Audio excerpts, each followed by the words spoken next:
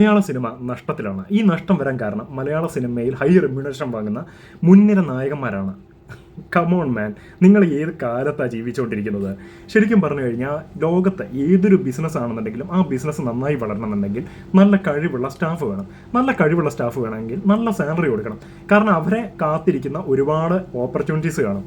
അപ്പോൾ അതുകൊണ്ട് ഇപ്പോൾ നമ്മൾ കാണാറുണ്ട് ഈ ഗൂഗിളിലൊക്കെ തലപ്പത്തിരിക്കുന്ന ആൾക്കാരുടെ സാലറി കണ്ടാൽ നമ്മൾ ഞെട്ടിപ്പോവും. അപ്പോൾ ശരിക്കും പറഞ്ഞു കഴിഞ്ഞാൽ ഈ സാലറി വരുന്നത് കഴിവുള്ള ആൾക്കാർക്ക് അനുസരിച്ചാണ്. ഇപ്പോൾ ശരിക്കും പറഞ്ഞു കഴിഞ്ഞാൽ ഒരു 10-20 വർഷം ജോലി ചെയ്ത 2 ആൾക്കാരെ നമ്മൾ എടുക്കുക. ചിലപ്പോൾ ഒരാൾ 25,000 രൂപയ്ക്കും ജോലി ചെയ്യുന്നുണ്ടാവും, ഒരാളൊരു 3 ലക്ഷം രൂപയ്ക്കും ജോലി ചെയ്യുന്നുണ്ടാവും. ഇവർ രണ്ടുപേരും ചെയ്യുന്നത് ഒരേ ഫീൽഡാണെങ്കിൽ ചിലപ്പോൾ അക്കൗണ്ടൻ്റ് ആയിരിക്കാം, അല്ലെങ്കിൽ ഡോക്ടർ ആയിരിക്കാം, അതല്ലെങ്കിൽ ഏതൊരു ഫീൽഡായിരിക്കാം. അപ്പോൾ ഇവരുടെ കഴിവിനനുസരിച്ചാണ് ഇവർക്ക് കിട്ടുന്ന റെമ്യൂണറേഷൻ എന്ന് പറയുന്നത്. ഇതുപോലെ തന്നെയാണ് മലയാള സിനിമയും. മലയാള സിനിമയിൽ ശരിക്കും പറഞ്ഞു കഴിഞ്ഞാൽ ഈ മുൻനിര നായകന്മാർ എന്ന് പറയുന്നവരെ കഴിവിനനുസരിച്ചാണ് അവരുടെ റെമ്യൂണറേഷൻ വരുന്നത്. അവരെന്തിനാണ് ഈ പ്രൊഡ്യൂസർമാർ വിളിക്കുന്നത്? അതിനേക്കാൾ കുറവിൽ ഇവിടെ പുതിയ പിള്ളേർ ഒത്തിരി പേരില്ലേ, അവരെ വെച്ച് എന്തുകൊണ്ട് സിനിമ ചെയ്യുന്നില്ല? അവർക്ക് എന്തുകൊണ്ട് അവസരം കൊടുക്കുന്നില്ല? ഇതൊന്നും ഇവിടെ ചർച്ച ചെയ്യുന്നില്ലല്ലോ ഇവരൊന്നും.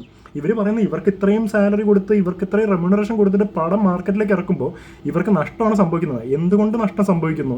ഇവരുടെ പടം ക്വാളിറ്റി ഇല്ലാത്തതുകൊണ്ട് പൊട്ടിപ്പോകുന്നു, അല്ലാതെ നെഗറ്റീവ് റിവ്യൂ ഉണ്ടെന്നല്ല. അത് ലോകത്തെ ഏതൊരു സാധനം വാങ്ങുമ്പോഴും അതിന് ക്വാളിറ്റി ഇല്ലാന്നുണ്ടെങ്കിൽ ആൾക്കാർ മോശം തന്നെ പറയുള്ളൂ. പിന്നെ രണ്ടാമത്തെ കാര്യം, ഇവർക്ക് വരുന്ന പ്രോഫിറ്റ് എന്ന് പറയുന്നത് കുറവാണെന്നുള്ളത്. അതെല്ലാം അങ്ങനെ തന്നെ. എല്ലാ മേഖലയിലും ഈ ഇടനിലക്കാരൊക്കെ കഴിഞ്ഞിട്ടേ പ്രോഫിറ്റ് വരും.